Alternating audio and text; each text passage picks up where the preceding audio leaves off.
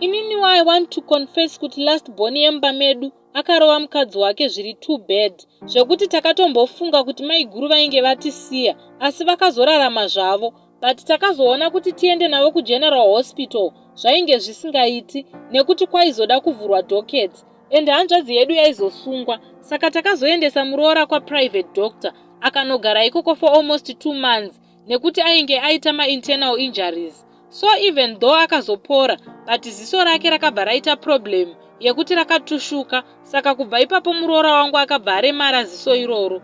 I really feel bad nezvakaitika, but it was a hard decision yatakaita nekuti hanzvadzi yedu aikwanisa kunopinda mujere kweupenyu hwose, apa vana vake vaizoda futi muchengeti. Saka takangoona kuti yadeuka haidyorereki. But gore rega rega kana 26 December akangosvika, muroora wangu anotanga kuposta mastatus achichema, I have tried to cancel her, but ndinotoshaya kuti ndingamuonesa sei. I know zvatakaita takatadza chaizvo, but kana kwanga kuri kunzi tainge tasungisa murume wake kutaura kudai dai vachitambura vari kuZimbabwe, nekuti panguva yacho vainge vachangosvikawo munyika matiri yevatorwa, and kana dai visa remurume wake rainge rakakanselewa naiye muroorao nevana, they had to move back to Zimbabwe. Ndokusaka takaita that painful decision.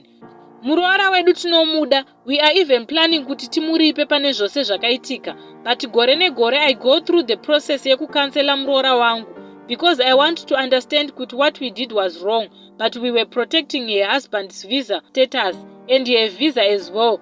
Please, if you can, hama dzangu, tibatsireiwo tione ma-comments so that I can show her ma-positive comments evamwe vanhu vanenge vachitaura mu-comment section.